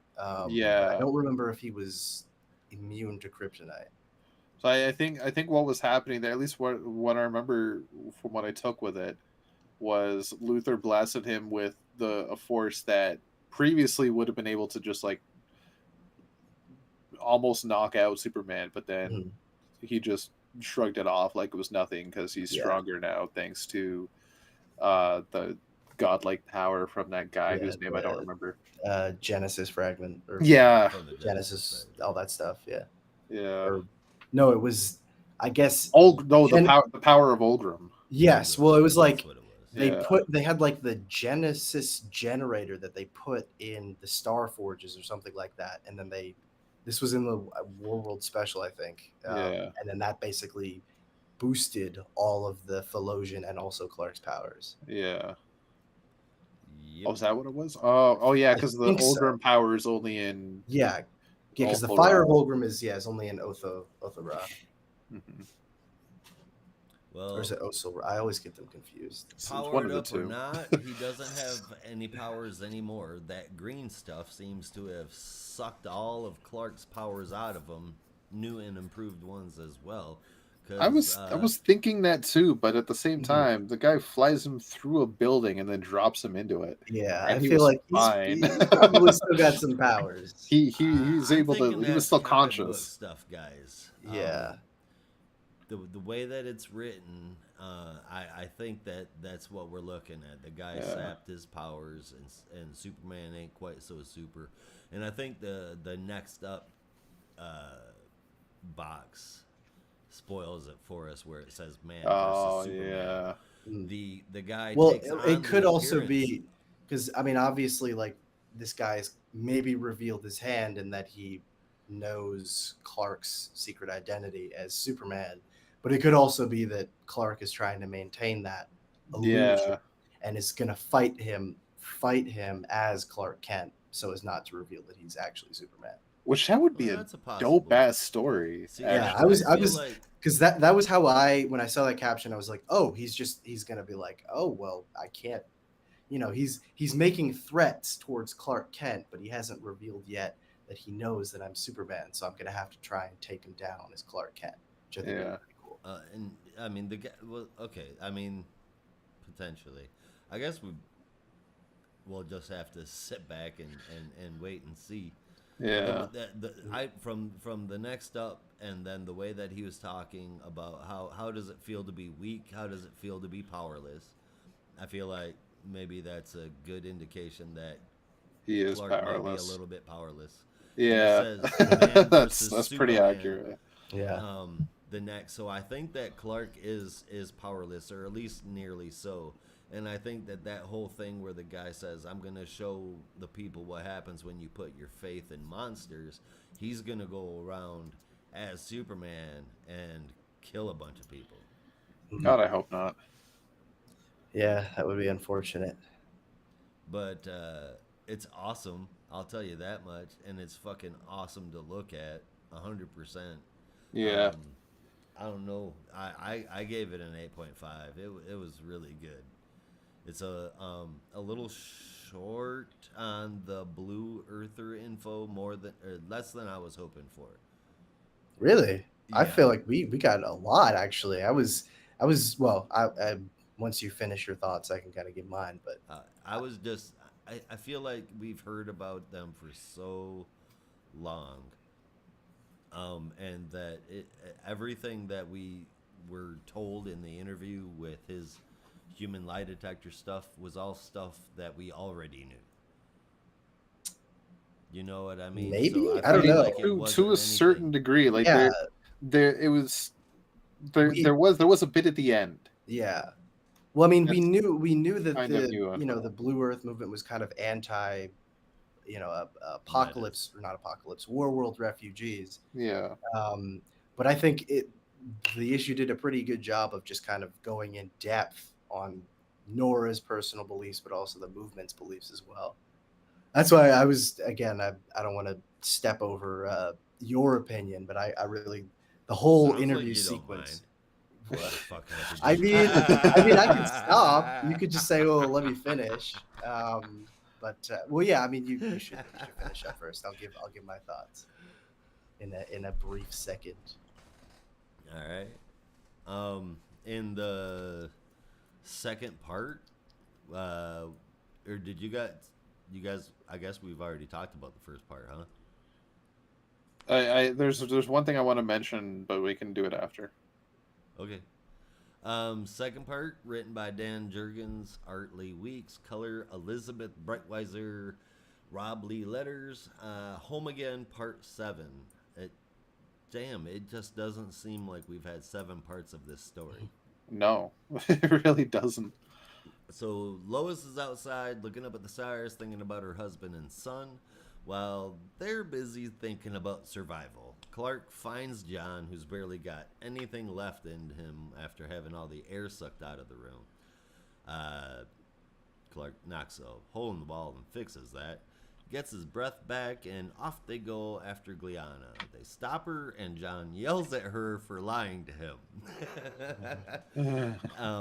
And her response to that is commanding the Killamex to kill all of the civilians, diverting Superman and Son in their scolding of her and saving of peoples. So then we cut back at the farm. Lois is still outside, and Doombreaker's stasis becomes not quite so static. He gets out and runs straight for Lois, and then poofs into thin air. It looks a little Gliana-ish, the poof does. And where does Doombreaker poof to? Into Gliana's escaping ship. That's where. So it looks like this story will be definitely continuing. We get a wrap up here though with Clark and John coming home to a happy Lois. Mm-hmm. Good story, good art. That part got a 7.5, and the part 3 is really summed up really quickly. Connor and Magan are a couple. That's great. I think it's awesome. Fucking rocks. Connor's going through some stuff about all he sees in Clark in him. Is Clark in him? I feel like we've been there before. He dyes his hair, gets into a fight with Magan, ignores Ma Kent. Seems like Connor's got some stuff going on, and I can't imagine what it is. Looks good finding out, though. I gave that part a 7 out of 10, so I gave the whole book an 8. Teenage angst and identity crisis, which was already kind of worked through in Superboy, the Man of Tomorrow, and this is already canon to have taken place after that. So literally just got back, and apparently, I don't know, is having a bad day or something. But I like the dye job. The hair looks cool. Does it though? Yeah, I don't know. Okay, Brandon. Brandon's with me. Yeah, I'm not a fan of the dye job. It's certainly a choice. The partial, I don't think it works on him. That partial dye job, it just doesn't look good on him. Like give him change his haircut. Yeah, you know what I mean. Slick his hair back or something. I don't fucking. I'd rather him have like the 2000s buzz cut than this. Like this, I don't know. Yeah. I don't know. This was rough. Yeah, a little rough. Rob, yeah. Rob, did you give your scores? Not yet. I didn't score them separately, but like whole issue I gave 8.75. I liked it all around. Because you liked it. Yes. I gave this issue 8.5. It would have been 8.75, but the Superboy backup was interesting.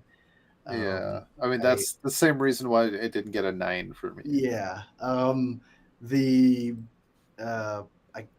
think it's called the, what is it? Like the, oh my God, how am I forgetting the name? It's what? Not, no, the Dan Jurgens story. They were calling it, they were calling it like Home Again? Home Again. No, not Home Again. This story? Yeah, well, it's like what was the story? Why am I forgetting? Was it Lois and Clark? Oh yeah. Lois? Yeah, Clark and Lois. Yeah. Home Again. Yeah. Okay. Yeah.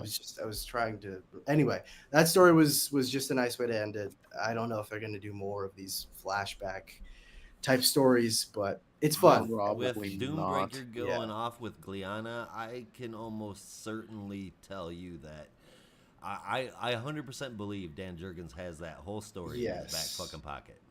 Yeah. Well, I'm just wondering, like, how much space do they have to go? Because at a certain point, they have to get to Bendis's Man of Steel.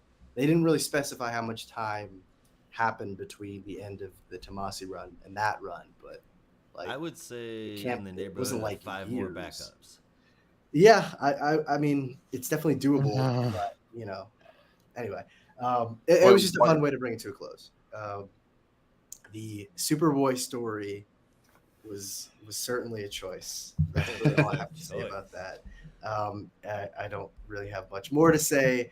I don't know why Connor and McGann are just a couple now, unless they wanted to Who cares? kind of tie in with the Young Justice show. Because Young Justice. Yeah. Yeah, Do it. yeah, I don't yeah, care. but, Do it. but there's like those are different characters. I don't care. And like honestly, I'm just like I don't know.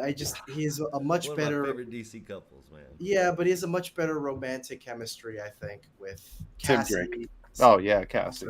Also Tim. I would say Cassie. Cassie, or even like Cassie should have some shit going on. She should be tied up in Amazon stuff right now. yeah, which is a perfect time to reach out to her old flame Connor and get some solace. But whatever. Anyway, yeah, I don't know. Neck deep in swords and gods. I need a boyfriend. Yeah, I don't know. It That'll was fix everything. it was just like weirdly Don't think that's how angsty. it It felt works. like a story from 2005. I don't know why it Yeah. was here, but No, it Yeah. did. It felt like 90s Connor. Yeah. well, no, I mean, it felt more like Jeff Johns Connor, because 90s Connor was like, I don't give a fuck about anything. Yeah. This one is all like, I don't fit in Smallville and I hate it here, and it's like, bro, Nobody you've been in loves Smallville me. for a while now. I mean, I know this is post reboot and all, but like, come on, man. Nobody what are you complaining Yeah. about? I don't know. It just felt so weird. Anyway, that's all I have to say about that. Yeah. I wholeheartedly agree with that sentiment. What I'll say about the Dan Jurgens one, I was taking it and this is me just piecing some stuff together. I don't think this what am I gonna breadcrumb, I guess I'll call it, that Dan Jurgens left with Gliana. I don't think that's going to pick up again in the same time frame, same time period. There's not going to be a Clark and Lois 3 because Doombreaker obviously tied into Doomsday, and they've got some Doomsday stuff coming up soon, as was heavily teased in that Action Comics special. You're So right. it could be Doomsday and Doombreaker going to have some kind of connection, and Gliana is going to be involved. And she's going to say, wait, you were that kid I kidnapped. Why are you so much older and Yeah, what handsome? happened? Like, yeah, Brown chicken, Yeah. brown cow. yeah. No, that would make me feel weird. Yeah, that would be a little awkward. And finally, in the main story, I got to double check. Again, I read it today, but I know I double backed on it. I triple checked it. Now I'm second guessing myself. The last lie that Clark noticed out of what's her name with the Blue Earth Society, Nora Stone. definitely hinted at the fact that she is also an alien. Potentially. Yeah, well, there were a couple of lines that I think kind of suggested that Nora is maybe not all she's presenting herself to be. Yeah, and then also her associate with the green energy also said, "You're the reason we came here." And look, if we're insinuating to this planet. Yeah. Kind of a sidetrack thing, but if we're going to talk about Nora Stone, can we talk about how they could have literally named her anything else? We already have a Nora. We have already got Stones. Why does DC do that? I don't know. It's just a normal name. Because she's a Stone doesn't necessarily mean she's related to like Victor Stone. No. Also, she's not I mean, black, so like. There's a million. But which Nora are you talking about? Nora Winters, Nora Spider-Man. Nora Freeze, which is spelled differently. Freeze, yeah. Nora Fries. Nora Fries. Yeah. I don't know. It just seems like a very there regular we name. go. I don't see the problem there. I mean, and also there's the idea like if Nora she's it's a Nora thing. Fries. You guys will love it. Yeah. It's a 3-issue mini where she goes on a love affair with Icicle. no, Captain Cold. Damn it, Heatwave. Heatwave. Oh, I get it. Nora Fries. Yes. I thought it was the next big thing of like McCain fries. Oh. It's the next brand of frozen fries, Nora Fries. Well, Where the fuck were we? What were we talking about? No, with Nora Stone though, if she is an alien, obviously it's not going to be her real name. She'll just come to Earth and be like, Yeah. just have like one of those Peter Griffin moments where he's like, P tier Griffin, yeah, Yeah. Good enough. yeah, something like that, yeah. I guess yeah. that's it. We'll see. Yeah, that's it for now. You guys got a top 3 and a favorite moment if you have one? Well, you stole my favorite moment. I could have another. You don't know. Okay, well that one is I like... don't, but Awesome. That's fair though. That's easily that's a great moment. That's easily a favorite moment. So Yeah. then I'm gonna say my next favorite moment was the opening of Doom Patrol, where the what the hell does he say? Go Flex Force. Flex Force, yeah. Fucking That was funny. That was funny. And then my top three are gonna be Action Comics got 3rd, Spirit World took number 2, and in number 1 went Wildcats. I'll say mine are the exact same, but I'll probably put Wildcats above Spirit World. Nice. I had Wildcats at 3, Detective at 2, and Action at number 1. Favorite moment was obvious. The moment I read it straight out of Action was just that scene with Superman and the construction worker he's checking on, because like so simple but so effective. Like even in the midst of everything that's going on with Blue Earth and Warworld, the fact that he still takes the time to just check in with the people that he's promised to check in with is like, oh, it's perfect. Which all-star moment.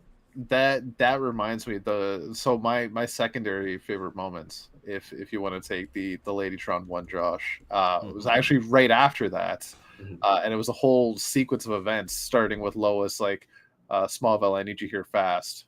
Not Wally fast, like very fast, which was great. Yeah. But then that leads into him flying off, and you have the panels surrounded by like film, and it looks like, okay, this is like a cinematic and intro. No, it was really cool. Yeah, it was really cool, and like showing him just flying through the city at super speed, saving a kid, and then like flying into a taxi and coming out the other side as Clark Kent. It was like, that's brilliant. I love that. That is like classic Superman. Just great storytelling. Yeah. Also, Johnson very much showing his speedster bias. Yeah. I mean, wouldn't even call it a bias. Wally is definitely faster than Barry. They've established this, but you still have some holders out who are like, no, Barry's obviously the fastest because he created the Speed Force or whatever. He didn't create the He didn't. Force, so. He was just the first conduit on Earth Zero. There's like this. Actually, there's like this line from the Flash Rebirth from 2009 that people love to cite, where it's like Barry becomes the lightning bolt that gives him powers, and which creation. Cool, I remember that. Cool callback and whatnot, but the lightning bolt still is not the Speed Force. It's just what gave him access to it. Exactly. Yeah. He's a conduit. Yeah. He's not the primordial force of nature. Also, even if he was the scientist from Middle America, even if he was the person who created it, like we all know who the master of the Speed Force is. Max Mercury, obviously. Yes, obviously. Runner up. We get to talk about him in the bonus show. Yeah, perfect segue into what will be our next book. Exactly. Yeah. Well, Spoilers. I guess that's it. Yeah. Literally starting with Max. All right, then that's the show. We are getting out of here, so you have to as well. Be careful out there, and remember, in the Geek Matrix, everybody has a home. In the Geek Matrix, you are not alone.